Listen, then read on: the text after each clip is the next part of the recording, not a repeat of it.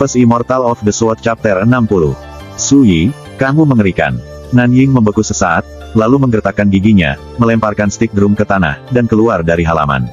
Dia lari dengan panik. Ketika Su Yi berbalik, dia melihat stick drum yang berjamur dan layu dan mengingat betapa dia pernah tergila-gila dengan wanita itu. Dia terdiam. Tapi, siapa yang berani mengatakan bahwa mereka tidak pernah bertemu dengan wanita hina seperti ini di masa muda mereka? Su Yi menggelengkan kepalanya, lalu kembali ke kamarnya dan mulai mencatat keuntungannya. 18 uang kertas 10.000 tael tergeletak di atas mejanya, serta 3 obat spiritual, sebuah buku tebal rahasia yang berisi seni bela diri kelas kuning puncak, 3 batang bambu roh blue jet, dan tembak bambu roh. Dapat dikatakan bahwa kali ini, panennya sangat besar. Sayangnya, meskipun ini adalah persediaan perak yang banyak, itu tidak lagi menarik bagi Su Yi. Sepengetahuannya, Anda sebenarnya bisa membeli obat spiritual tertentu dengan perak di ibu kota prefektur. Tapi itu adalah obat spiritual biasa, dan harganya sangat mahal. Misalnya, obat spiritual kelas terendah, obat tingkat 1, harganya mencapai 30.000 tael perak. Obat-obatan tingkat kedua berharga sekitar 80.000 per buah. Tapi kemudian, bahkan di pasar Clue Driver Prefectural Capital, obat spiritual tingkat 2 sangat berharga, dan kapanpun mereka muncul, orang-orang mengambilnya meskipun harganya mahal. Konon, Fusan memberitahunya bahwa membeli obat spiritual jauh lebih mudah jika Anda menggunakan batu roh untuk membelinya. Ini karena, bagi seniman bela diri, baik batu roh maupun obat spiritual adalah sumber kultivasi, dan keduanya sangat diperlukan. 3 obat sebelum Su Yi semuanya adalah tingkat terendah, hanya tingkat 1. Tapi spirit bambu shoot tampak luar biasa. Itu memenuhi syarat sebagai obat spiritual tingkat 2. Ketika saya sampai di ibu kota prefektur Clue Driver, saya akan menukar perak saya dengan batu roh, pikir Su Yi dalam hati. Di ibu kota prefektur, Anda bisa menukar 10.000 tael perak dengan 1 batu roh tingkat 1. 100 batu roh tingkat 1 dapat ditukar dengan 1 batu roh tingkat 2. Pada akhirnya, bahkan setelah melanjutkan ke ibu kota prefektur, dia masih harus mencari uang. Hanya dengan begitu dia bisa mendapatkan aliran sumber daya kultivasi yang tidak pernah berakhir. Su Yi dengan cepat menyingkirkan uang kertas perak, obat-obatan, dan buku tebal. Dia kemudian keluar dari kamarnya dan duduk di bangku batu di bawah pohon belalang, menggunakan Mortal Edge untuk mengukir batang bambu.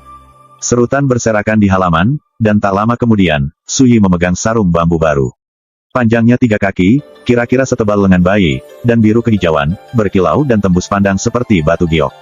Su Yi menyarungkan Mortal Edge. Ini sangat pas, hanya gagangnya yang tetap terlihat. Tapi Su Yi menganggap gagangnya juga sedikit merusak pemandangan. Dia berpikir sejenak, lalu melepaskan kedua ujung gagangnya yang menonjol. Pedang itu tidak lagi memiliki pelindung silang, yang berarti gagangnya pun bisa menghilang ke dalam sarung bambu. Akhirnya, ia menggunakan seikat untaian bambu untuk membentuk tali pengikat yang fleksibel namun tahan lama dan memasangnya dengan kuat di bagian atas sarungnya. Ini memungkinkan dia untuk menggantung senjatanya di pinggangnya. Su Yi mengangkat selubung bambu yang sudah jadi dan memeriksanya. Di bawah sinar matahari, warnanya hijau dan cerah, dengan semua tembus pandang dari batu giok berkualitas tinggi. Nyaman untuk dipegang dan terasa sejuk dan lembut saat disentuh. Tampaknya lebih tepat menyebutnya tongkat bambu daripada sarung. Su Yi dengan lembut menggoyangkan pergelangan tangannya, dan dentang, Mortal Edge muncul dengan dengungan rendah. Tidak buruk, saya dapat menggunakannya sebagai tongkat dalam kehidupan saya sehari-hari. Dalam pertempuran, yang harus saya lakukan hanyalah menarik pedang saya. Itu terlihat jauh lebih baik daripada terus-menerus memiliki pedang bersarung yang tergantung di pinggangku. Su Yi senang. Meskipun Mortal Edge hanya memiliki petunjuk spiritualitas yang paling sederhana, jika menghabiskan waktu di dalam sarung bambu spirit jade ini, bambu akan menutrisi dan mengubah baik tepi maupun logamnya. Inilah alasan sebenarnya Su Yi membuat sarung ini. Selanjutnya, dia memotong masing-masing batang bambu yang tersisa, memotongnya menjadi irisan 7 inci. Pada saat dia selesai, dia memiliki total 36. Ini adalah bahan spiritual, jadi dia bisa menuliskan jimat dasar tertentu pada mereka, lalu menggunakannya untuk membuat formasi, membunuh musuh, mengusir hantu, dan melakukan ramalan. Terakhir, Su Yi membuat sendiri jepit rambut bambu. Tentu saja, dia mengikis semua lapisan luar bambu, jadi jepit rambut itu berwarna putih cerah, sederhana, dan elegan. Jika dia mengenakan jepit rambut hijau di kepalanya, sedikit warna itu mungkin cukup untuk menyebabkan kesalahpahaman yang tidak menguntungkan. Su Yi mendekati cermin dan memeriksa dirinya sendiri. Orang yang melihat ke arahnya berdiri dengan tangan di belakang, rambutnya yang panjang dijepit dengan jepit rambut bambu putih berkilau. Tongkat bambu tergantung di sisinya. Dia tampak rapi dan menyegarkan. Setelah memperoleh pengalaman dan kondisi mental dari kehidupan masa lalunya, dia menjadi lebih tenang dan acuh tak acuh. Dia memiliki ketenangan biasa, pembawaan yang luar biasa, dan udara yang transenden. Aku baru 17 tahun, puncak masa mudaku. Saya tidak menunjukkan tanda-tanda usia, itulah sebabnya saya setidaknya memiliki sedikit gaya hidup masa lalu saya. Su Yi mengangguk setuju. Tiba-tiba, suara malu-malu King Wan muncul dari labu pemelihara jiwa saat dia menyuarakan persetujuannya juga. Penampilan Mystic Master mengingatkan saya pada puisi yang berbunyi, kecantikan Bai Silang tak tertandingi. Di seluruh dunia, tidak ada yang seperti dia. Sepertinya dia jauh lebih berani dari sebelumnya, hari ini, dia bahkan berani berbicara atas kemauannya sendiri. Itu hanya sekumpulan kulit yang terlihat bagus. Hanya gadis-gadis sepertimu yang sangat peduli. Su Yi menggelengkan kepalanya, dia jelas tidak memikirkan apapun tentang itu. Aku mungkin akan segera membawamu ke Mother Ghost Ridge, katanya. Jadi, pastikan kamu siap. Setelah memberi perintah, dia berjalan ke mejanya dan mulai membuat potongan bambu menjadi jimat. Senja, Hukuan memimpin seorang pemetik obat bernama Guo Bing ke pondok aprikot. Guo Bing sudah tua, dengan rambut jarang. Tubuhnya yang tinggi kurus dan layu. Dia mengenakan topi berbentuk kerucut, dan di bawahnya ada wajah yang menakutkan. Separuhnya berwarna merah, bengkak, dan menonjol, sedangkan separuh lainnya berkisar dari biru dan ungu hingga hitam. Lebih buruk lagi, wajahnya sangat terdistorsi, seperti hantu. Dia tampak menakutkan. Tuan, Old Man Guo adalah pemetik obat paling berpengalaman di kota. Bertahun-tahun yang lalu, dia sering berkeliaran di Mother Ghost Ridge. Ketika dia melihat Su Yi, Hukuan memperkenalkan pemetik obat tua itu. Old Guo adalah yang paling akrab dengan Mother Ghost Ridge. Dia tahu tempat itu seperti punggung tangannya. Steward Hu, kamu melebih-lebihkan. Aku belum pernah menginjakan kaki di Mother Ghost Ridge sejak hantu melukaiku. Sudah 10 tahun sejak kunjungan terakhir saya. Suara Guo Bing serak dan lemah. Sepertinya dia dalam kesehatan yang buruk. Su Yi memandang Guo Bing dari atas ke bawah. Tiba-tiba, dia bertanya, apakah penampakan yang kamu temui adalah Deathbringer? Seorang pembawa kematian. Guo Bing bingung. Dia hanyalah orang biasa, dan dia sama sekali tidak tahu tentang hantu. Su Yi menjelaskan, Deathbringer adalah salah satu kelas terendah dari hantu ganas. Mereka lahir dari kuburan yang tercemar. Mereka kelas rendah, tapi jika aura mereka menyentuhmu, racun Jadevireyin mereka akan menyerang tubuhmu. Keracunan ringan menyebabkan gejala seperti yang Anda alami, Yin Yang Grimace, permanen. Selanjutnya, racun itu akan merusak daya hidup Anda siang dan malam. Sakitnya luar biasa, keracunan yang lebih serius, dan dalam 3 hari, korban hanya tinggal tulang kering. Saat mendengar penjelasan lengkap Su Yi, Hukuan tertegun. Ini adalah pertama kalinya dia mendengar sesuatu yang begitu menakutkan dan tidak menguntungkan. Guo Bing membeku, tertegun. Kemudian, dia langsung marah, wajahnya dipenuhi harapan dan suaranya bergetar. Tuan, apakah itu berarti Anda memiliki cara untuk mengobati cedera pada tingkat ini? Su Yi mengangguk, lalu berkata dengan ringan, ya, tapi racun itu telah menyerangmu selama lebih dari 1 dekade, dan racun Jadevireyin telah menyusup ke organ dalammu. Menyingkirkannya sepenuhnya tidak akan mudah. Guo Bing jatuh berlutut dengan bunyi gedebuk, lalu bersujud. Tuan, saya mohon, selamatkan saya. 10 tahun terakhir ini, saya sangat menderita, saya hampir tidak tahan untuk melanjutkan. Rasa sakitnya lebih dari yang bisa saya ungkapkan dengan kata-kata, jika bukan karena istri dan anak saya akan bunuh diri sejak lama. Jika Anda dapat membantu saya akan dengan senang hati membawa Anda ke Mother Ghost Ridge sendiri. Su Yi melirik Hukuan. Sebentar lagi, aku akan menulis resep obat. Ambil dan rebus bahan-bahannya. Kemudian, kepada Guo Bing, dia berkata, minumlah obat ini selama setengah tahun, dan obat itu akan menghilangkan semua sisa racun Yin di tubuhmu. Hukuan buru-buru setuju. Adapun Guo Bing, dia sangat tegang sehingga dia bersujud berulang kali, menangis dan mengeluarkan ingus. Cukup, Pak Tua Guo, bahkan Dr. Wu memuji pencapaian pengobatan menantu keluarga kami. Dia setuju untuk menyelamatkanmu, jadi obat ini pasti bisa menyembuhkan penyakitmu. Hukuan membantu Guo Bing berdiri. Jika Anda benar-benar ingin berterima kasih padanya, beritahu dia semua yang Anda ketahui tentang Mother Ghost Ridge. Jangan tinggalkan apapun. Guo Bing mengangguk berulang kali. Tuan, apakah Anda berencana untuk mengunjungi Mother Ghost Ridge? Itu benar, kata Su Yi dengan tenang. Guo Bing menarik napas dalam-dalam, lalu mengatupkan giginya. Mother Ghost Ridge memiliki medan yang rumit, dan penuh dengan bahaya yang tidak terduga. Kata-kata saja tidak cukup untuk menggambarkannya. Saya bersedia untuk memimpin secara pribadi. Hukuan panik. Tuan, Anda tidak bisa pergi ke Mother Ghost Ridge dengan enteng.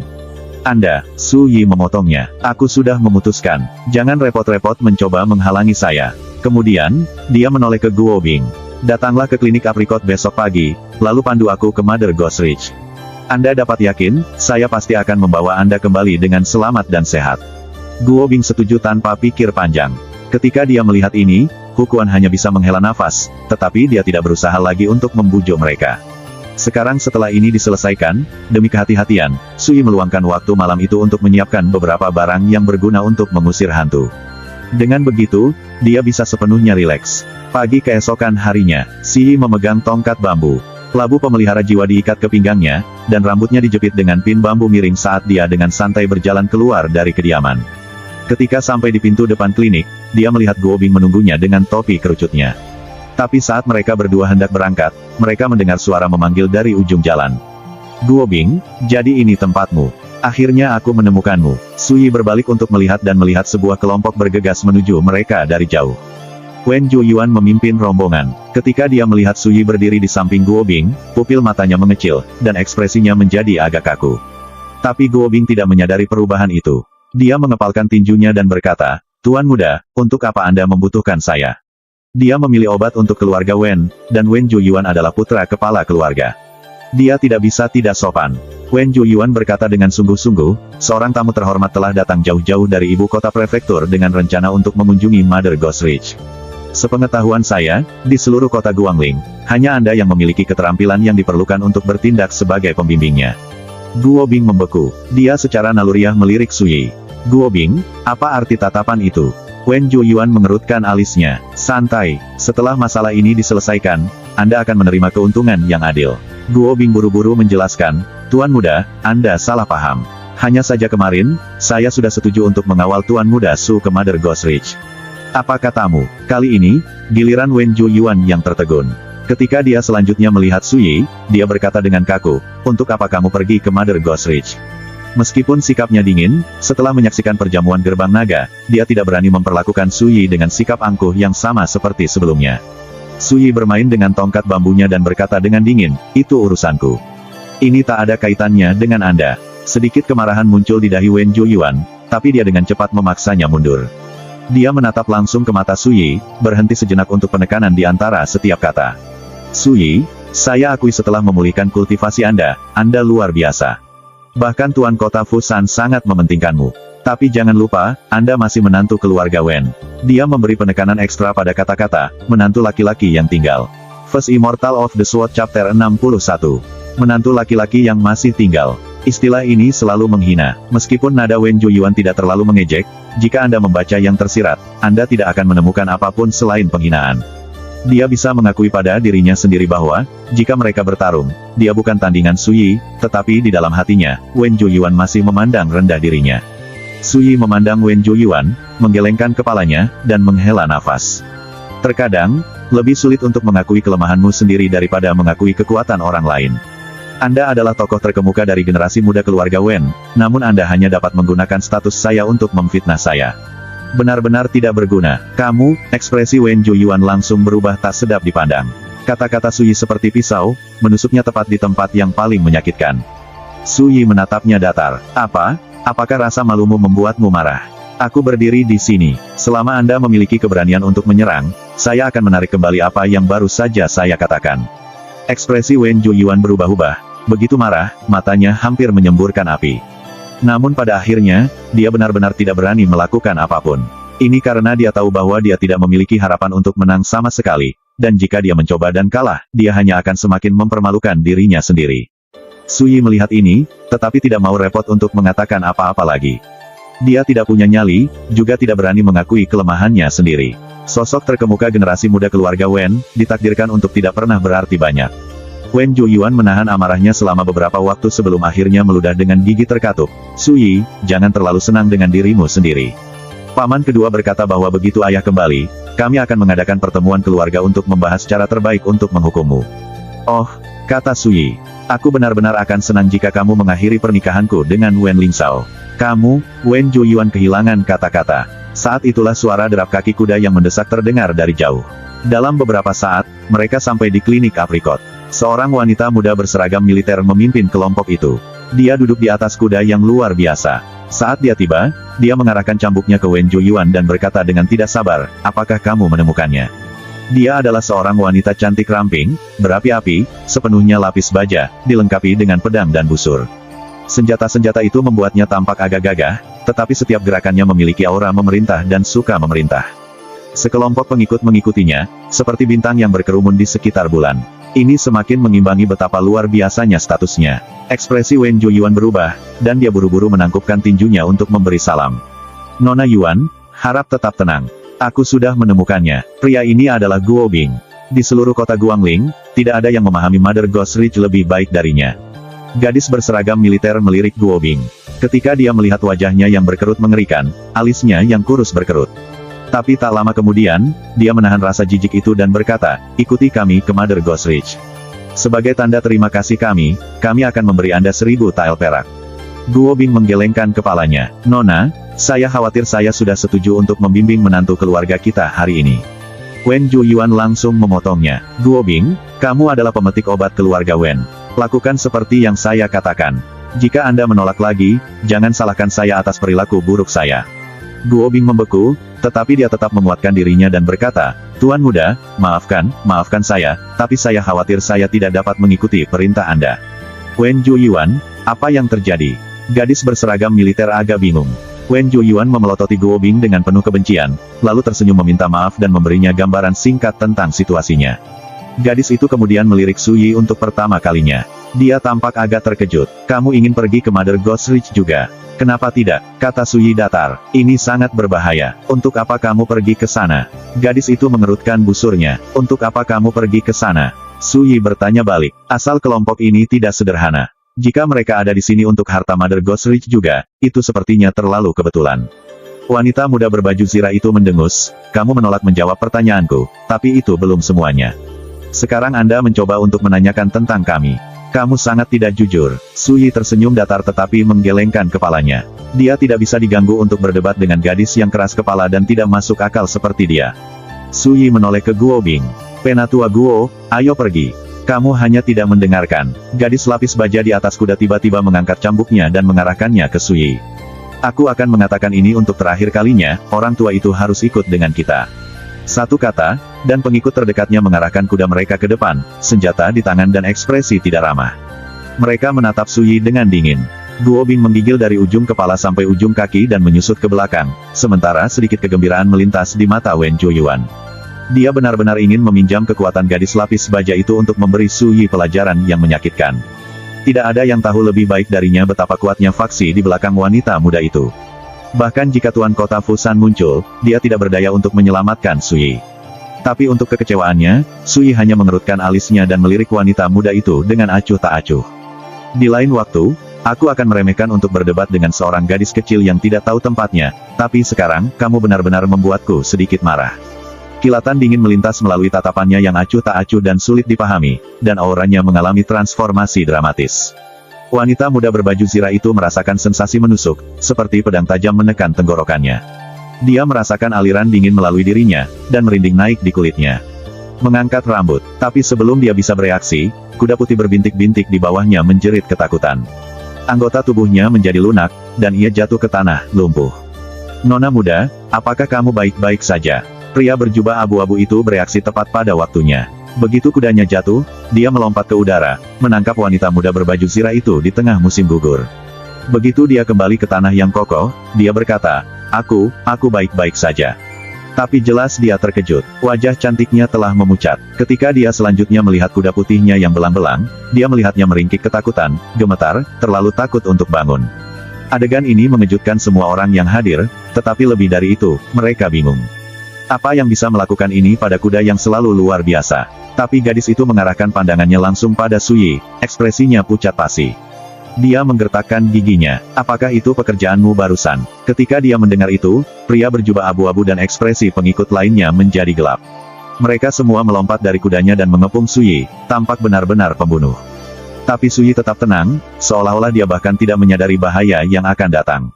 Dia melirik kuda yang bergetar di tanah dan berkata, binatang itu jauh lebih pintar dari pemiliknya.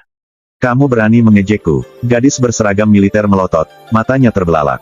Wajahnya yang cantik menjadi masam.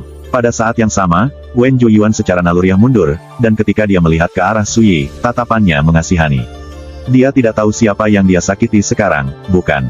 Kalau saja dia tahu betapa tinggi statusnya. Tapi di luar dugaan, saat mereka menghunus pedang, Guo Bing berdiri di depan Su Yi. Di bawah tatapan kaget penonton, Guo Bing berkata dengan suara bergetar, "Semuanya, tolong, jangan marah. Kalian semua akan pergi ke Mother Ghost Ridge, jadi tidak ada alasan kita tidak bisa bepergian bersama.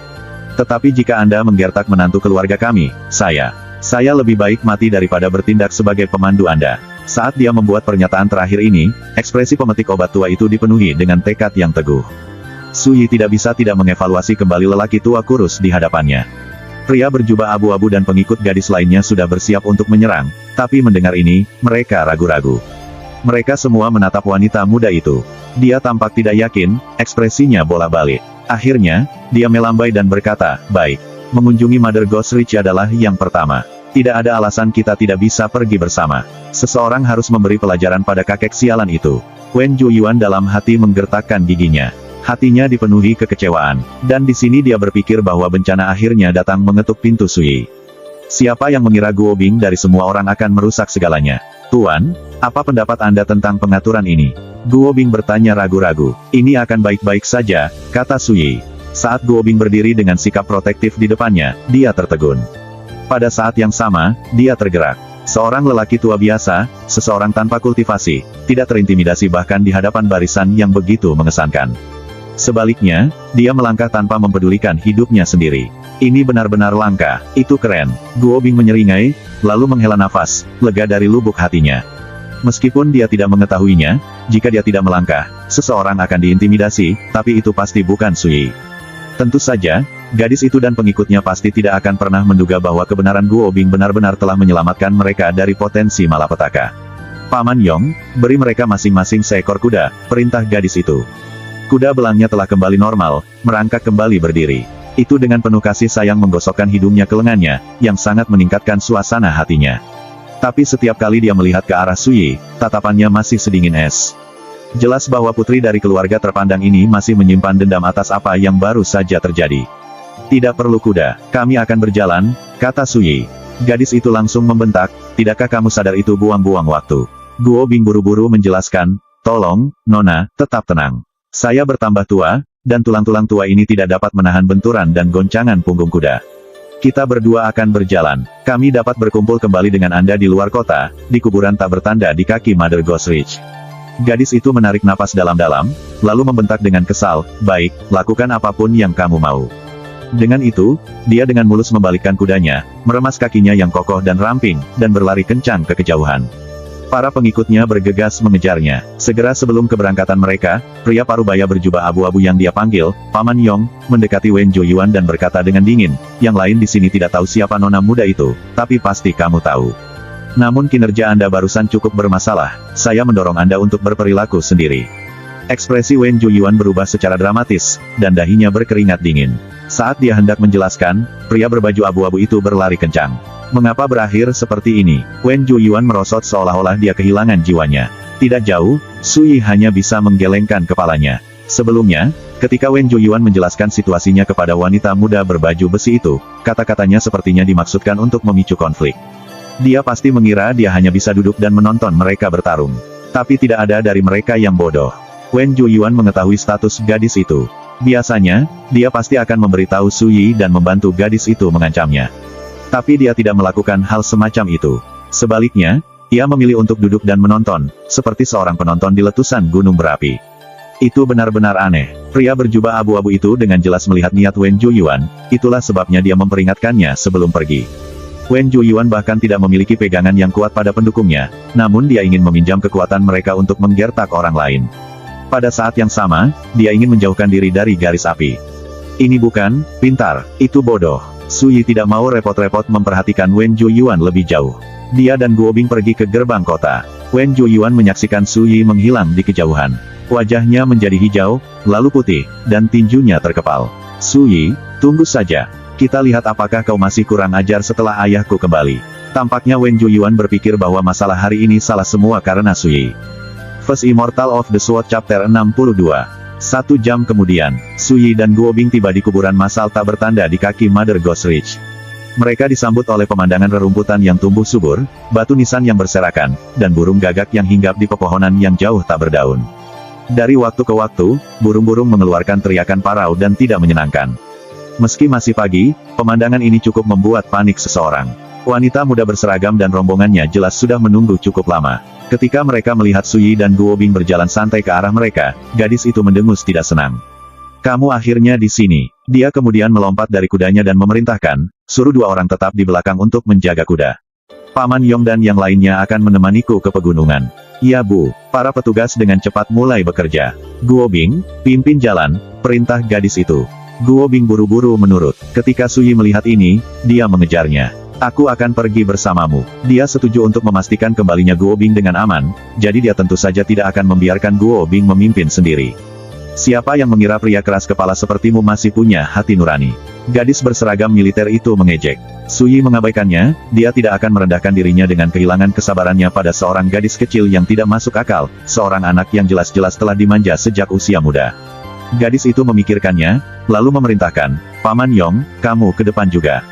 Jangan biarkan Guo Bing menghadapi bahaya apapun." Pria parubaya berjubah abu-abu yang dia panggil Paman Yong segera melakukan apa yang diperintahkan.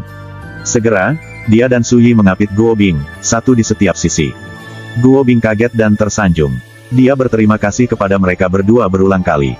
Tapi Suyi dalam hati menggelengkan kepalanya. Ini adalah jenis perlindungan, tetapi juga jenis pengawasan. Tidak ada yang patut dipuji tentang itu. Kelompok itu melanjutkan, menjelajah lebih jauh ke kuburan tak bertanda. Mereka melewati banyak kuburan yang sudah lama ditinggalkan dan ditumbuhi tanaman. Mereka melihat banyak tulang kering, kertas dupa berserakan, dupa bekas, dan lilin pecah di semak-semak. Semakin jauh mereka pergi, semakin dalam rerumputan dan semakin tebal kabutnya. Selain dari suara burung gagak yang sesekali terdengar, tempat itu sangat sepi dan sunyi. Guo Bing memegang pisau berburunya, memotong jalan melalui rerumputan dan semak duri. Dia terus maju dengan percaya diri, ini adalah wilayah yang akrab baginya. "Tuan, apa yang ingin Anda lakukan di Mother Ghost Ridge?" Guo Bing tiba-tiba bertanya. Gadis berseragam militer itu langsung menajamkan telinganya. "Pertama, beritahu saya, apakah Mother Ghost Ridge memiliki tempat yang sangat aneh atau menakutkan?" tanya Suyi. Guo Bing memikirkannya, lalu berkata, "Mother Ghost Ridge selalu rawan dihantui. Jika Anda mencari tempat yang sangat aneh atau menyeramkan, sebenarnya ada beberapa di antaranya. Salah satunya adalah candi di tengah gunung di hutan pinus putih. Sudah lama terbengkalai dan rusak. Di dalamnya ada patung dewa, tapi menghadap jauh dari pintu, dan kepalanya sudah lama hilang." Gadis itu mau tidak mau bertanya, "Patung itu menghadap jauh dari gerbang. Apakah Anda yakin seseorang tidak sengaja memindahkannya? Mengapa berpaling dari dunia? Karena Anda mengeluhkan keengganan masa untuk melihat cahaya. Jika Anda bertanya kepada saya, patung ini pasti berasal dari Buddha." Guo Bing tertegun sebentar. Kemudian, dia berkata dengan kagum, "Anda benar-benar membaca dengan baik, Pak. Jauh lebih dari orang biasa seperti saya." Gadis berarmor itu mendengus dari belakang, terlihat meremehkan. Suyi menutup telinga untuk ini, lalu bertanya, "Selain patungnya yang aneh, apakah ada hal lain yang aneh atau menyeramkan tentang kuil itu?" Guo Bing berkata, "Ya, cukup sedikit juga. Mereka mengatakan bahwa pada malam hari, Anda dapat mendengar nyanyian dari dalam kuil yang ditinggalkan. Ada yang mengatakan bahwa itu adalah suara hantu yang berbicara di antara mereka sendiri. Yang saya tahu pasti adalah jika Anda bermalam di kuil, Anda sama sekali tidak bisa memadamkan api unggun Anda. Jika tidak, hantu yang bersembunyi di kegelapan akan muncul untuk memangsa Anda. Insiden serupa telah terjadi berkali-kali di masa lalu. Hantu biasa tidak bisa menyakiti kita." Suara bangga dan percaya diri wanita muda berarmor itu terdengar dari belakang mereka. Dia jelas telah mendengarkan. "Bagaimana dengan Mother Ghost Ridge yang lain?" tanya Suyi. Guo Bing benar-benar adalah pemetik obat yang paling akrab dengan Mother Ghost Ridge. Dia kemudian menjelaskan situasi dan tata letaknya secara rinci. Tapi hanya ada 3 tempat yang menjadi perhatian khusus Suyi. Yang pertama adalah, kebun buah persik, di sebelah barat Mother Ghost Ridge. Itu diselimuti racun sepanjang tahun. Siapapun yang masuk, terlepas dari apakah mereka manusia atau hewan, tidak pernah menemukan jalan keluar. Lainnya adalah tempat yang disebut, Jalan Hantu Gunung. Itu di sisi lain gunung. Jalan berliku diselimuti kabut berwarna darah. Siapapun yang melangkah ke dalamnya akan menjadi sasaran hantu yang menyerang dengan gila-gilaan. Yang terakhir adalah bangunan yang berdiri di puncak Mother Ghost Ridge. Itu tidak lain hanyalah reruntuhan, tetapi rumor mengatakan bahwa dulu, itu adalah kuil untuk Dewa Kota. Di malam hari, batu giok berpendar akan muncul di sana. Setiap orang hidup yang cukup bodoh untuk mendekat akan terbakar sampai ke tulang mereka. Selain ketiga tempat itu, ada beberapa zona bahaya lain di Mother Ghost Ridge. Tapi dari cara Suyi melihatnya, mayat Yin 6 Severings pasti akan menghantui salah satu dari ketiganya. Selama dia memilih tempat yang tepat, tidak akan sulit untuk menemukan nadi roh yang tidak menguntungkan, rumput 6 Yin, atau bunga yang ekstrim. Guo Bing, pertama-tama bawa kami ke kebun persik itu. Gadis lapis baja itu tiba-tiba angkat bicara. Dia telah mendengar deskripsinya juga, dan dia telah mengambil keputusan. Guo Bing gemetar. Nona, itu tempat yang berbahaya. Tidak perlu dikatakan lagi, katanya, memotongnya. Arah saja, kami menjamin keselamatan Anda. Guo Bing menghela nafas, lalu menoleh ke Suyi. Bagaimana menurutmu, Tuan? Tidak ada salahnya pergi ke sana dulu, kata Suyi dengan ringan. Dia sudah mulai curiga bahwa dia dan gadis itu memiliki tujuan yang sama. Tetapi harta karun alam adalah objek tanpa pemilik, dan menemukannya adalah masalah takdir.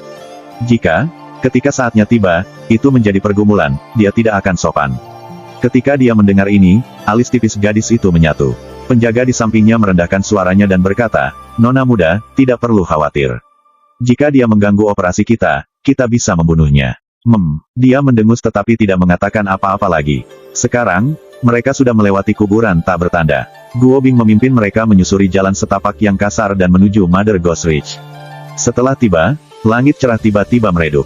Semuanya diselimuti awan gelap yang pekat, menciptakan tangkapan kegelapan. Angin gunung bertiup melewati, gemerisik pepohonan dan rerumputan. Kehadiran yang menyesakkan mulai menembus udara. Kabut yin yang menyeramkan naik ke seluruh gunung, dan energi ganas menyebar. Ini benar-benar jenis tempat yang paling mungkin memunculkan hantu jahat, kata Suyi, seolah tenggelam dalam pikirannya. Sekali melihat pegunungan, dan dia mengambil beberapa petunjuk. Semuanya, berhati-hatilah. Kami sudah memasuki pegunungan, dan kemungkinan besar kami akan menghadapi bahaya yang tidak terduga di sepanjang jalan, kata Guo Bing. Dia mengeluarkan jimat pelindung dan menggantungnya di lehernya, ekspresinya serius dan waspada.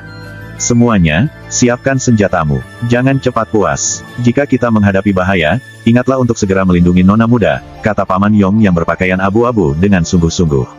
Iya Pak, para penjaga segera mengambil tindakan.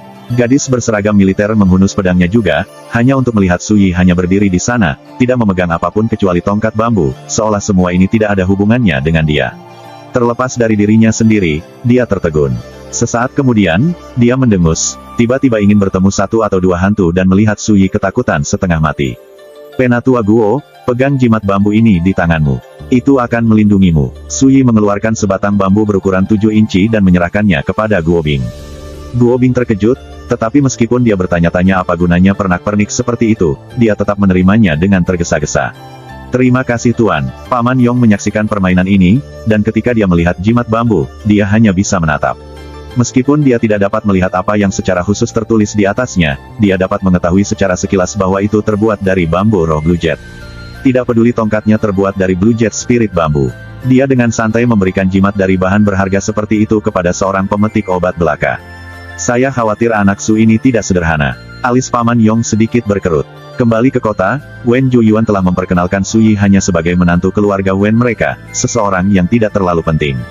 Tapi melihat dia sekarang, sepertinya semuanya tidak sesederhana itu. Tak lama kemudian, Paman Yong mengesampingkan pikiran itu. Status dan kultivasinya cukup untuk menjamin bahwa tidak ada yang salah dengan ekspedisi ini. Saat mereka terus maju, tutupan awan menjadi semakin padat. Saat itu tengah hari, tapi sepertinya mereka terjerumus ke dalam kegelapan tak berujung. Lebih jauh lagi, kabut gunung mengaburkan bidang pandang mereka, memaksa mereka untuk memperlambat langkah mereka. Tiba-tiba, angin dingin menusuk melewati. Guo Bing bergidik, dan ekspresinya berubah. Ini buruk. Hantu telah mengunci kita. Cepat dan mundur, kita tidak bisa melanjutkan lebih jauh. Tapi saat itulah Paman Yong mendengus dingin, menghunus pedang yang diikatkan di punggungnya, dan melompat ke depan. Memotong. Garis cahaya pedang merah yang menyilaukan melesat ke dalam kabut, diikuti oleh ratapan kesakitan. Jeritan itu hanya berlangsung sesaat sebelum berhenti tiba-tiba. Itu hanyalah jiwa yin kelas rendah. Itu bahkan tidak hidup, tidak perlu panik. Guo Bing, kamu bisa terus memimpin. Paman Yong berjubah abu-abu berjalan kembali, ekspresinya tenang. Niat membunuh melekat di sekelilingnya. Guo Bing menghela nafas, merasa jauh lebih nyaman. Dia mengepalkan tinjunya dan berkata, dengan ahli sepertimu di sini, aku tidak merasa takut sedikitpun. Artis bela diri alam akumulasi Ki puncak lainnya. Tingkat kultivasi ini praktis tidak pernah terdengar di kota Guangling, namun disinilah dia, bertindak sebagai pengawal belaka. Saya khawatir status gadis ini tidak lebih rendah dari pria Zhang Yuanxing dari ibu kota prefektur, pikir Suyi. Kultivasi di puncak alam akumulasi Ki menempatkan Anda di dekat puncak seniman bela diri Zhou Agung, tepat di bawah Grandmaster Alam Tungku Dalam. Grup terus maju, tanpa insiden yang tidak terduga lagi. Mereka harus berterima kasih kepada Guo Bing untuk ini. Tanpa pemahamannya tentang area tersebut, mereka pasti akan menghadapi banyak bahaya. Mother Ghost Ridge hanyalah satu gunung, tapi sangat besar, mencakup puluhan mil. Batuannya bergerigi, dan tumbuh-tumbuhannya tumbuh subur, dengan semak belukar yang lebat. Tambahkan itu ke awan gelap dan kabut tebal, dan kecepatan grup melambat secara signifikan. 2 jam penuh berlalu sebelum mereka akhirnya mencapai titik tengah gunung. Tuan, lihat ke sana. Kuil rusak yang saya ceritakan ada di sana, jauh di dalam hutan pinus. Guo Bing menunjuk ke kejauhan. Kelompok itu menoleh, hanya untuk melihat hutan pinus putih yang rimbun. Mereka hampir tidak terlihat melalui kabut, tapi tidak ada cara untuk melihat ke kedalaman mereka. Jika hari sudah gelap saat kita kembali, kita selalu bisa bermalam di kuil yang rusak. Guo Bing mengatakan ini dan baru saja akan melanjutkan ketika cahaya api yang hampir tidak terlihat menerangi hutan pinus putih yang jauh. Suyi dan Paman Yong, keduanya berada di depan kelompok, menyadari hal ini pada waktu yang hampir bersamaan. First Immortal of the Sword Chapter 63. Cahaya itu hanya bertahan sesaat, lalu menghilang tanpa bekas. Paman Yong berpikir sejenak, lalu menoleh ke arah gadis berbaju zirah di belakangnya. Nona, sepertinya ada seseorang yang bersembunyi jauh di dalam hutan pinus putih. Seseorang, gadis berpakaian militer itu sama sekali tidak takut. Sebaliknya, dia tampak penasaran. Apakah itu berarti seseorang telah datang ke Mother Ghost Ridge, sama seperti kita? Kemungkinan besar, kata Paman Yong dengan suara rendah. Itu sebenarnya agak menarik, kata gadis itu setelah berpikir sejenak. Dia dengan cepat mengambil keputusan. Karena bagaimanapun juga kita bertemu dengan mereka, sebaiknya kita pergi melihatnya. Itu tidak akan memakan banyak waktu. Alis Suyi sedikit berkerut, tetapi pada akhirnya, dia tidak mengatakan apa-apa. Kelompok itu mengubah arah, menuju hutan pinus putih yang jauh. Mereka sudah setengah jalan mendaki gunung. Seluruh rute ditutupi rerumputan liar yang cukup tinggi untuk mencapai lutut, tidak ada jalan dimanapun yang terlihat. Guo Bing melambaikan pisau berburu, membersihkan rumput dari jalan mereka. Dia tersenyum. Pada siang hari, reruntuhan kuil itu sangat aman. Pada malam hari Anda harus berhati-hati. Tak lama kemudian, rombongan memasuki area yang ditumbuhi pohon pinus putih. Pepohonan menjulang ke langit, jarumnya menghalangi langit. Kabut putih berlama-lama di udara. Saat mereka berjalan, yang mereka lihat hanyalah kegelapan hutan yang menakutkan. Tanah ditutupi lapisan padat daun busuk, udaranya menyengat. Tiba-tiba, Guo Bing, yang memimpin di depan, terhuyung. Jika Suyi tidak bereaksi dan menangkapnya tepat pada waktunya, dia akan tersandung dan jatuh. Ketika Guo Bing melihat benda yang hampir membuatnya tersandung, darah mengalir dari wajahnya. Itu adalah tengkorak yang terkubur di dedaunan yang membusuk. Itu ternoda dan tertutup debu, matanya yang kosong menatap ke langit. Satu pandangan sudah cukup untuk membuat bulu kuduk berdiri. Namun, Suyi hanya melihatnya sekilas, lalu memalingkan muka. Ayo pergi. Paman Yong dan yang lainnya juga mempertahankan ketenangan mereka, semuanya setenang mungkin. Itu hanya tengkorak, itu saja. Untuk seniman bela diri seperti mereka, prajurit yang mengalami pertempuran berdarah yang tak terhitung jumlahnya, itu bukan apa-apa. Namun tidak lama setelah mereka melanjutkan perjalanan, Suyi berhenti. Di kejauhan, dia melihat kulit keriput demi kulit keriput tergantung di pohon pinus putih. Jumlahnya lebih dari 100, semuanya saling berdekatan. Mereka termasuk pria dan wanita, orang tua dan anak-anak. Tidak ada yang tersisa dari mereka kecuali kulit.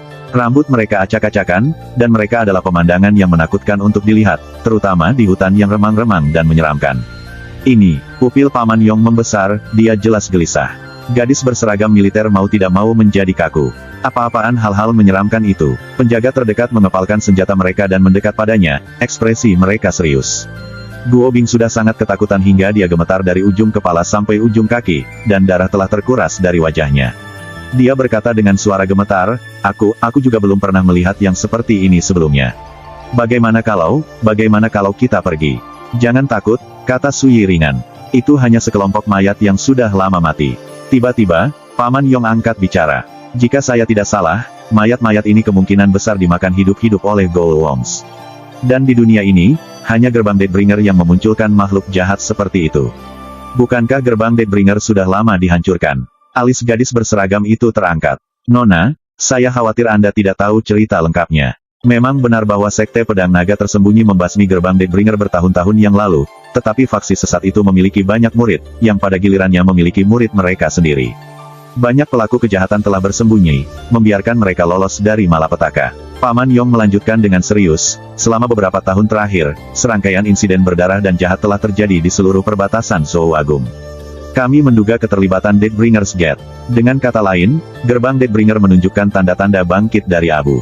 Dia berhenti, lalu mengerutkan kening. Melihat mayat-mayat yang tergantung itu, meskipun angin dan hujan telah mengikis kulitnya, mereka masih terpelihara dengan baik dan sebagian besar masih utuh. Jelas bahwa mereka meninggal dalam beberapa tahun terakhir. Ekspresi gadis berseragam itu berubah drastis. Bukankah itu berarti kemungkinan besar anggota Deathbringer's Gate bersembunyi di Mother Ghost Ridge? Jangan takut, Nona, kata Paman Yong lembut. Para kultivator sesat pada level mereka seperti tikus, mereka hanya berani bersembunyi di gunung tandus dan sungai liar, jumlahnya tidak banyak. Gadis itu menggertakkan giginya. Paman Yong, saya curiga kuil yang ditinggalkan jauh di dalam hutan pinus putih telah menjadi tempat berkumpulnya para pelaku kejahatan di gerbang Deathbringer. Saya ingin pergi menyelidiki. Jika itu memang masalahnya, kita bisa meratakan tempat itu. Dengan melakukan itu, kami akan melaksanakan kehendak surga dan melindungi orang-orang dari momok ini. Su Yi tidak bisa tidak terkejut. Dia tidak menyadari bahwa gadis yang tidak masuk akal dan suka memerintah ini begitu berani dan berhati besar. Baik, Paman Yong mengangguk. Meskipun Guo Bing sangat menentang upaya berbahaya ini, ketika dia melihat bahwa Su Yi tidak keberatan, dia hanya bisa menguatkan dirinya dan mengikutinya. Tak lama setelah melewati kulit yang digantung, mereka melihat sebuah bangunan di kejauhan. Itu hanya samar-samar terlihat melalui kabut. Ketika mereka mendekat, mereka bisa melihatnya dengan lebih jelas. Itu sudah tua dan rusak. Gulma dan tanaman merambat tumbuh di dekatnya, tapi memang terlihat seperti kuil. Itu benar-benar ada orang yang mengunjungi tempat ini akhir-akhir ini. Sekilas, Paman Yong melihat seseorang telah memotong rumput liar yang tumbuh di tangga batu, membuka jalan untuk dilalui orang. Semuanya, hati-hati. Setelah memberikan perintah ini, Paman Yong melanjutkan perjalanan ke kuil. Saat melewati gerbang, dia melihat halaman yang bobrok. Patung berhala di sana telah jatuh ke dalam tanah, dan tumbuh-tumbuhan tumbuh di permukaannya. Di dekat bagian depan istana ada aula besar. Tidak ada yang memperbaikinya dalam waktu yang lama, dan hampir runtuh. Pernis merahnya terkelupas, dan pintu serta jendelanya rusak, gambaran kehancuran. Begitu Su Yi dan kawan-kawan tiba, suara dingin terdengar dari dalam aula. Segera setelah itu, sesosok menyerbu ke arah mereka. Itu adalah seorang lelaki tua, kurus seperti bambu. Dia mengenakan jubah hitam, dan matanya bersinar dengan cahaya giok yang redup namun sangat tidak alami. Saat dia melihat Su Yi dan yang lainnya, ekspresi lelaki tua itu berubah drastis. Dia segera meraih seruling tulang di pinggangnya dan meniupnya dengan keras. Oh, bunyi seruling yang melengking memecah kesunyian, suara yang menusuk. Kamu mencari kematian. Ekspresi Paman Yong menjadi gelap. Dia menghunus pedangnya dengan dentang, lalu melompat ke depan, melintasi 100 kaki dalam satu lompatan. Wosh! Pedang yang sedingin es dan berkilau itu sepertinya terbakar. Itu sekarang bersinar dengan cahaya merah menyala yang menusuk saat dia mengayunkannya ke tengkorak lelaki tua itu. Penatua kurus itu berbalik dan melarikan diri kembali ke aula, tapi dia setengah langkah terlalu lambat. Lampu pedang merah menebas, merobek luka panjang dan sempit di punggungnya. Darah segar menyembur dari lukanya, dia hampir terpotong menjadi dua. Gedebuk. Saat tetua kurus itu jatuh ke tanah, dia menjerit, jangan pernah berpikir untuk keluar dari sini hidup-hidup. Sebelum kata-katanya selesai bahkan selesai bergema di seluruh halaman, dia menghembuskan nafas terakhirnya. Paman Yong mendekat, lalu mengambil seruling tulang orang tua itu. Setelah memeriksanya, dia tidak bisa menahan cemberut. Paman Yong, apakah lelaki tua itu adalah iblis dari gerbang Deathbringer? Gadis itu bergegas, tetapi ketika dia melihat mayat itu, dia tampak agak kecewa. Tidak, dia tampak agak terlalu lemah. Dia bahkan tidak bisa memblokir satu pun seranganmu. Itu hanya gorengan kecil di tahap refining muskel dari alam peredaran darah, kata Paman Yong. Dia mengerutkan kening, tapi seruling tulang yang dia mainkan tadi jelas merupakan panggilan untuk bala bantuan. Saya khawatir ada banyak anggota Deathbringer's Gate lainnya di area ini. Apa yang perlu ditakuti, Paman Yong? Dengan kamu di sini, kami akan membunuh siapapun yang muncul, kata gadis berseragam itu, tidak sedikit pun khawatir. Kemudian, alisnya yang tipis berkerut, dia baru saja melihat Su Yi berjalan ke aula. Di dalamnya ada patung lain, yang sedang dia periksa, seolah-olah tidak ada yang terjadi barusan. Dia melangkah ke arahnya dengan kakinya yang panjang seperti batu giok, lalu bertanya dengan gusar, hei. Apakah Anda tidak menyadari bahwa kami menyelamatkan hidup Anda sekarang? Tapi alih-alih berterima kasih kepada kami, Anda punya waktu dan energi untuk dihabiskan untuk semua hal itu. Su Yi tertegun. Kau menyelamatkan hidupku. Kamu berpikir sebaliknya. Tanpa kami, apakah Anda berani datang ke sini? Bahkan jika Anda melakukannya, iblis dari gerbang Deathbringer pasti akan membunuh Anda. Tanpa kami, kamu hanya akan menjadi kulit kosong yang tergantung di pohon pinus sekarang. Gadis itu melotot, kata-katanya penuh dengan ejekan dingin. Ekspresi Suyi tidak terlalu riak. Ingat, Anda di sini bersama saya dan tetua Guo, bukan sebaliknya. Jika Anda benar-benar mampu, Anda akan datang ke sini sendirian. Saat dia mengatakan ini, dia mengabaikannya sepenuhnya dan berjalan ke sisi lain aula. Gadis itu memiliki banyak kekurangan. Misalnya, dia memiliki temperamen yang buruk, dia cenderung sombong dan mengamuk, dan dia suka memerintah orang lain. Tapi tidak ada kekurangannya yang seburuk itu. Suyi tentu tidak akan mengubah ini menjadi pertarungan nyata karena beberapa penghinaan. Itu tidak layak. Gadis berseragam itu menatap Suyi, sangat marah, dadanya naik turun. Wajah mungilnya yang cantik membeku, dan dia dengan jelas mengatupkan giginya yang putih seperti mutiara. Tapi meski marah, dia tidak bisa membantah apa yang baru saja dikatakan Suyi. Sementara itu, Paman Yong telah menyaksikan seluruh adegan ini dimainkan. Dalam hati dia juga tidak senang. Tidak peduli apa yang dia katakan, dengan menemani mereka, Suyi telah menuai keuntungan yang sangat besar dan tidak layak. Lagi pula, seandainya dia datang ke sini tanpa mereka, siapa yang tahu berapa banyak bahaya yang akan dia temui di sepanjang jalan. Bocah itu terlihat pintar, tapi sepertinya dia masih belum menyadari betapa mulianya status rindu itu. Kalau tidak, saya khawatir dia tidak akan berani berdebat dengannya seperti itu. Paman Yong dalam hati menggelengkan kepalanya, lalu membuang pikiran itu ke samping. Dia sangat menyadari bahwa saat ini, setiap pemuda lebih arogan daripada yang lain. Keyakinan mereka menembus atap. Reaksi Suyi sama sekali tidak aneh. Lagi pula, tanpa sedikit kesombongan, bisakah Anda disebut pemuda? Jelas bahwa seseorang telah membersihkan bagian dalam aula, itu bersih, setidaknya secara relatif, tanpa debu dan sarang laba-laba yang biasa dari bangunan yang ditinggalkan. Patung idola di tengah aula membelakangi pintu, tapi kepalanya hilang. Tanah liat berwarna di tubuhnya retak, dan tidak ada yang terlalu istimewa tentangnya. Namun di sisi aula, Suyi menemukan beberapa bekas cat. Catnya berbintik-bintik dan rusak, warnanya tidak jelas, tetapi samar-samar dia masih bisa melihat bahwa dinding yang dicat itu menggambarkan makhluk hidup yang terperangkap dalam penderitaan dunia fana. Seorang bodhisattva berdiri di tengah masa yang bodoh, ekspresi belas kasih. Mereka tampak sedang menyampaikan khotbah. Mereka melihat penderitaan masa dan ingin membagikan doktrin mereka dan menebus rakyat. Itu pemikiran yang bagus, tapi sayangnya, kuil ini sudah lama rusak. Lebih buruk lagi, itu berhantu. Hantu dan pelaku kejahatan merajalela.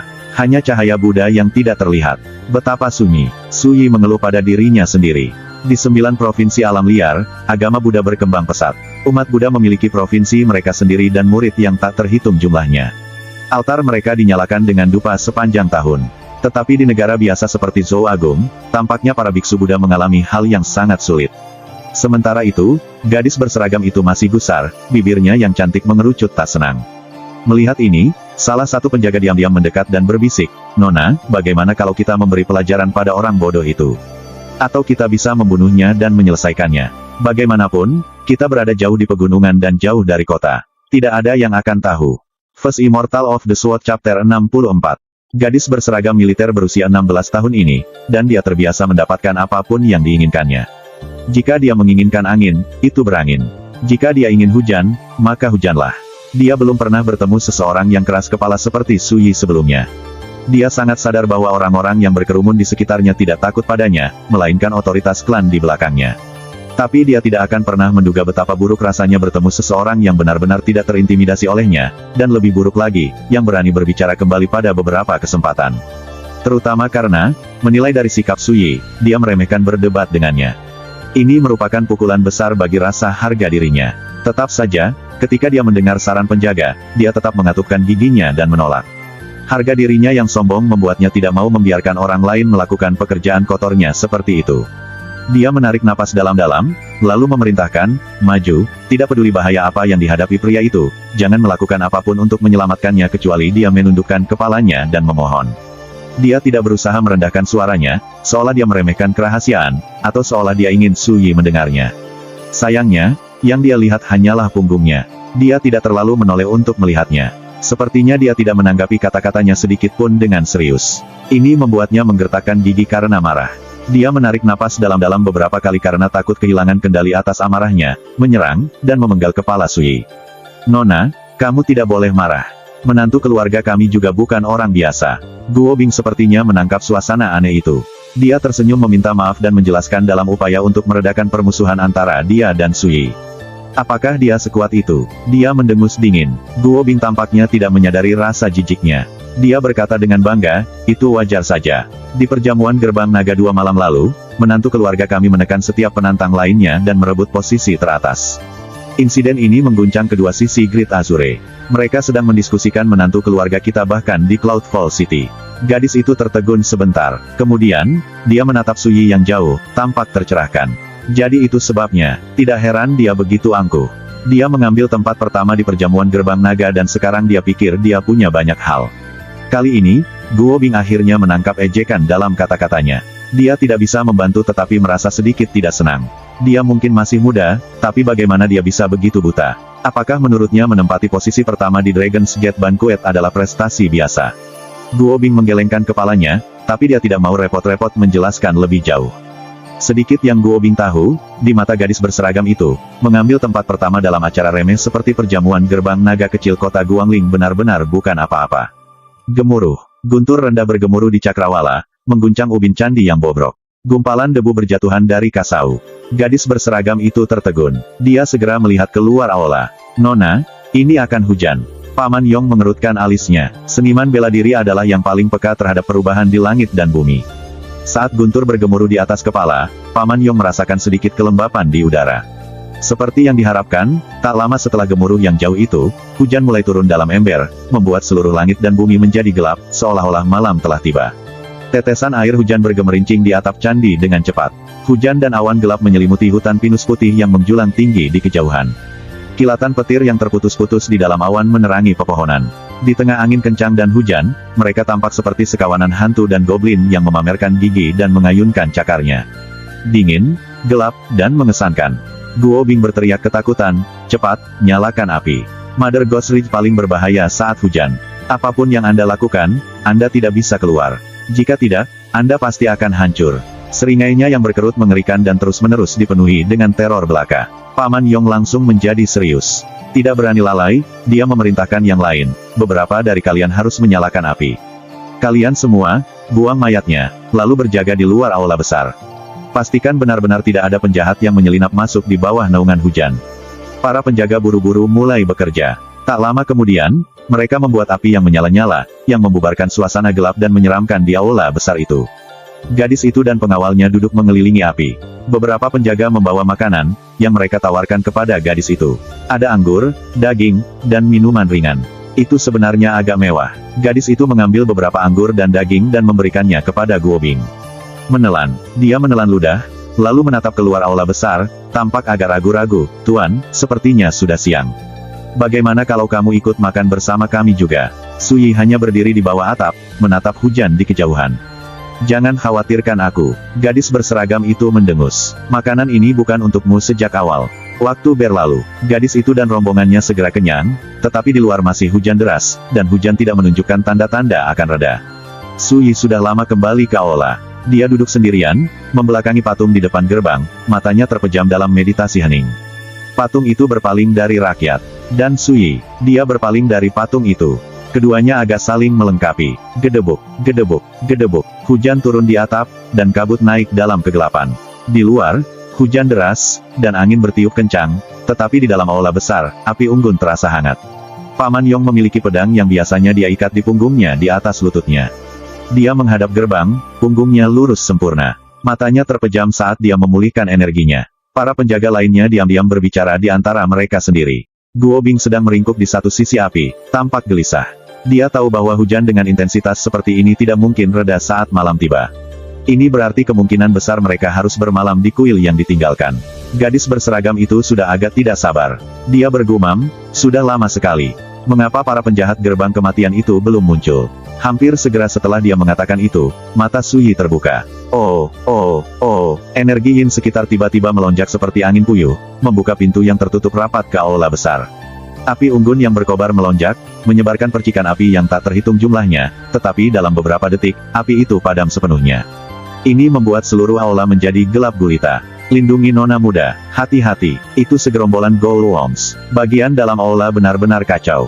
Teriakan para penjaga dan suara senjata yang keluar dari sarungnya bergema di seluruh aula besar yang gelap gulita.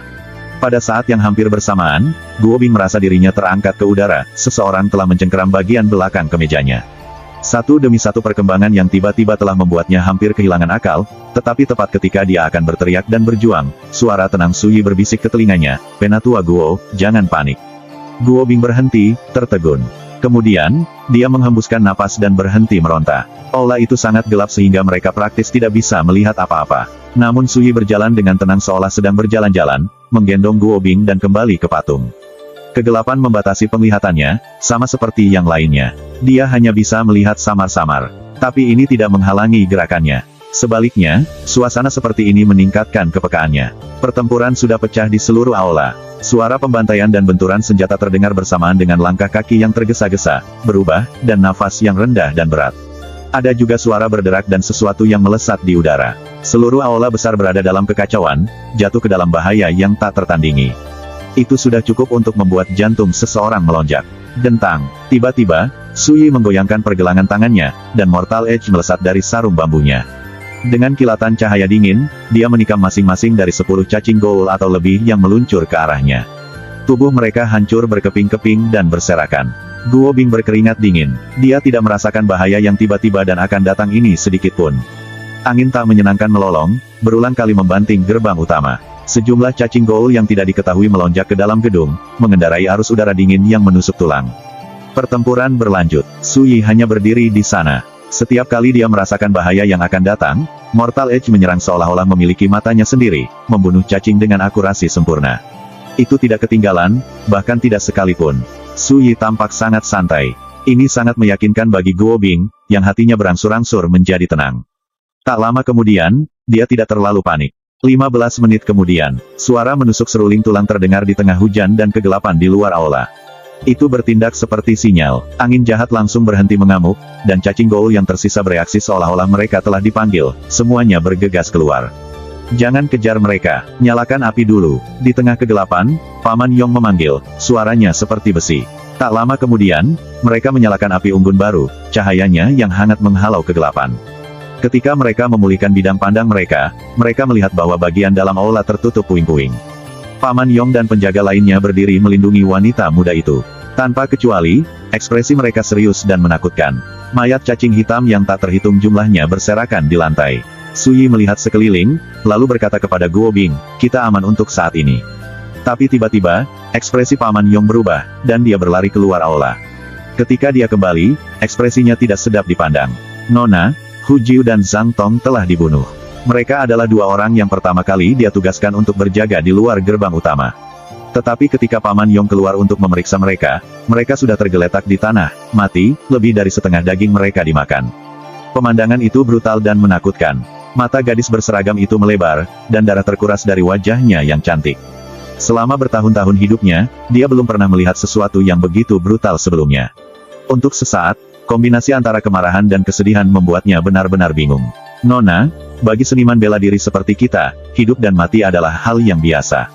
Tidak perlu terlalu kesal." Paman Yong berjalan ke arahnya dan berkata dengan lembut, "Ayahmu setuju untuk membiarkanku membawamu ke sini karena dia ingin kamu mengalami lebih banyak tentang dunia. Hanya dengan begitu Anda dapat benar-benar dewasa." Gadis itu tampak agak sedih. Dia menghela nafas, "Tapi saya tidak berpikir ada orang yang akan mati dalam ekspedisi ini. Ini baru permulaan." Tiba-tiba Su Yi menyela, "Jika aku tidak salah, malam ini sama sekali tidak akan damai. Tugas yang dihadapi adalah mempersiapkan pertempuran. Kami tidak punya waktu untuk bersedih." "Apa hubungan bisnis saya dengan Anda?" bentak gadis itu. "Dalam pertempuran barusan, kamu sepertinya tidak begitu ahli. Sebaliknya, kamu bersembunyi lebih cepat dari kami semua." Paman Yong berbisik, "Nona, dia benar. Kemungkinan besar kita akan segera menghadapi pertempuran brutal." Ekspresinya serius. Sepertinya dia juga merasakan betapa berbahayanya situasi mereka. Ekspresi gadis itu berubah. "Apakah ada orang lain yang akan mati?" Paman Yong terdiam sejenak. "Aku akan melakukan yang terbaik untuk tidak membiarkan hal seperti itu terjadi lagi." Dia terdiam sejenak. Dia mempercayai Paman Yong lebih dari siapapun di sini. Bahkan dia mengatakan itu, betapa berbahayanya malam ini. Saat itulah alis Su Yi terangkat, dan dia melirik keluar aula. Apa yang dia lihat adalah sesosok berjalan santai melewati gerbang utama kuil. Meskipun kegelapan dan hujan deras, dia tampak percaya diri dan sangat nyaman. First Immortal of the Sword Chapter 65. Hujan turun dalam ember, dan malam gelap seperti tinta, namun seseorang dengan santai berjalan-jalan di sekitar kuil yang rusak. Adegan yang tidak biasa dan meresahkan ini segera membuat Paman Yong dan penjaga lainnya gelisah. Mereka menyiapkan senjata mereka, langsung siaga tinggi. Saat sosok itu mendekat, Su Yi dan yang lainnya akhirnya melihat penampilan mereka dengan jelas. Dia adalah seorang pria dengan sepatu bot panjang berpola awan, alisnya gelap seperti tinta dan rambutnya diikat jambul. Dia memiliki hidung lurus dan memegang kipas lipat. Dia tampan, jubah gioknya berpotongan ketat dan pas, seperti bangsawan muda yang keren. Setiap inci dari dirinya terpancar keanggunan. Gadis berseragam itu tertegun. Dia bergumam tanpa sadar, pria itu sangat cantik. Menggunakan kata cantik untuk mendeskripsikan seorang pria sepertinya agak tidak tepat, tetapi dia tidak bisa memikirkan cara yang lebih baik untuk mendeskripsikannya. Hati-hati, Nona, siapapun dia tidak sederhana. Paman Yong bereaksi seolah musuh yang kuat telah tiba. Ekspresinya menjadi serius, tatapannya setajam pisau. Dia menatap tajam ke arah tuan muda yang elegan yang semakin dekat dan semakin dekat ke Aola. Ini adalah kuil yang ditinggalkan di hutan belantara, tempat hantu merajalela. Anda sebaiknya kembali dari mana Anda datang, tuan muda. Jika tidak, jangan salahkan kami atas perilaku buruk kami. Teriak salah satu penjaga. Kata-katanya kasar dan mengancam, tetapi juga menyelidik. Tuan muda berhenti sekitar 30 kaki dari gerbang, bermain dengan kipas lipatnya. Dia berkata dengan nada riang, sikap yang buruk. Hehe, jika aku tidak mengasihanimu sebelumnya, aku khawatir Goul Wom akan melahapmu sekarang. Kamu tidak akan menjadi apa-apa selain kulit kosong yang tengik. Apa? Semua orang tampak mulai, gelombang mengalir melalui hati mereka. Apakah kamu anggota gerbang Deathbringer? Tanya Paman Yong dengan sungguh-sungguh. Kamu salah. Orang-orang Deathbringers Gate itu hanyalah bujang yang kuambil di bawah sayapku, itu saja. Tuan muda menggelengkan kepalanya. Aku di sini untuk menemuimu karena alasan yang sama. Selama Anda mengakui saya sebagai tuan Anda dan berjanji kesetiaan Anda kepada saya, Anda dapat terus hidup. Dia berdiri di tengah hujan deras, tetapi kekuatan tak terlihat sepertinya membuyarkan hujan sebelum menerjangnya. Pakaiannya tidak sedikit pun lembab, dan dia sama sekali tidak terlihat basah kuyup. Sebaliknya, dia memancarkan udara yang sangat misterius. Mengakui kamu sebagai tuan kami. Anda pikir Anda siapa? Apa yang memberimu hak untuk berbicara dengan kesombongan seperti itu? Gadis berpakaian militer mendengus. Ketika kamu berjanji setia kepadaku, kamu secara alami akan belajar siapa aku. Tuan muda itu tersenyum ketika dia memandangnya. Kemudian, untuk pertama kalinya, mereka semua melihat pupil pemuda itu yang merah darah dan sedikit berkilau. Mereka bersinar seperti bulan merah tua, menakutkan dan menakutkan. Hati gadis itu bergetar, matanya menjadi kosong, dan dia tiba-tiba menghunus pedangnya dan memegangnya dengan siap. Paman Yong bereaksi dengan cepat, menekan bahunya dan berkata dengan suara yang menggelegar seperti guntur musim semi, Nona, cepat dan bersihkan kepalamu. Setiap kata menggelegar seperti guntur, bergema di seluruh langit dan menyapu atmosfer yang meresahkan. Bahkan ubin batu bergetar. Gadis itu merasakan dengungan di telinganya saat dia tiba-tiba mendapatkan kembali kejernihan mental. Ketika dia selanjutnya melihat tuan muda yang cantik tapi tidak wajar, tatapannya membawa sedikit teror yang baru ditemukan, dan wajahnya yang cantik terasa lebih pucat dari sebelumnya. Baru saja, dia dalam keadaan linglung, seolah-olah terkena sihir iblis. Dia benar-benar kehilangan kesadarannya. Oh, seorang seniman bela diri alam akumulasi Ki Puncak. Tubuhmu itu sebenarnya cukup terlatih. Tuan muda memandang Paman Yong dari atas ke bawah dengan penuh penghargaan, dengan sikap seseorang memilih barang dari toko. Itu sangat tidak nyaman. Jadi, Yang Mulia, apa yang akan Anda lakukan jika kami menolak? Apakah Anda akan menggunakan kekerasan? Paman Yong menarik napas dalam-dalam, dan auranya mengembang, seperti api sinyal yang membumbung ke langit. Bahkan suaranya menggelegar seperti guntur, setiap kata membawa kekuatan yang menakutkan. Ini adalah seorang seniman bela diri di puncak alam akumulasi Ki, darah dan Ki seperti suar sinyal, sekuat guntur. Jika jiwa Yin biasa melihat ini, tidak ada bedanya dengan jika mereka melihat matahari, kekuatan melonjak darah dan Ki akan memusnahkan mereka di mana mereka berdiri. Tapi tuan muda itu tampaknya tidak peduli sama sekali. Dia berkata, saya datang ke sini untuk memberi Anda kesempatan hidup, jadi saya mendorong Anda untuk menghargainya. Kalau tidak, setelah saya menyerang. Matanya yang berwarna darah menyipit, dan pandangannya menyapu kelompok sebelum dia berkata, aku jamin tidak ada dari kalian yang akan meninggalkan tempat ini hidup-hidup. Kata-katanya santai, namun sangat mencemooh dan percaya diri. Hati para penjaga tenggelam, ekspresi mereka terasa lebih serius. Kalian semua, lindungi Nona muda. Paman Yong menarik napas dalam-dalam, lalu melangkah maju. Pada saat itu, dia seperti pedang yang meninggalkan sarungnya. Tulangnya retak seperti guntur yang menggelegar, dan energinya melonjak, menderu seperti arus sungai Yangtze. Dentang, Paman Yong menghunus pedangnya dengan kekuatan ledakan. Kekuatan itu menembus hujan deras, menyebarkan tetesan hujan di dekatnya. Butir-butir air yang tak terhitung jumlahnya meledak menjadi kabut. Saat air berserakan, Paman Yong melesat ke depan seperti kilat. Keberaniannya yang ganas membuat gadis itu dan para penjaga lainnya tertegun. Hanya Suyi yang diam-diam menggelengkan kepalanya. Mereka kemudian menyaksikan tuan muda berdiri di tempat. Dia dengan santai melambaikan kipasnya. Dentang, suara tabrakan yang mengguncang langit terdengar. Kipas lipat dengan mudah memblokir serangan kemarahan Paman Yong. Tidak peduli seberapa keras dia mencoba, dia tidak bisa menggerakkannya bahkan sehelai rambut pun.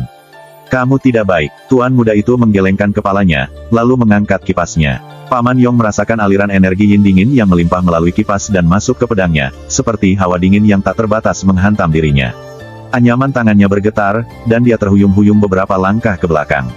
Pedangnya hampir terbang dari tangannya.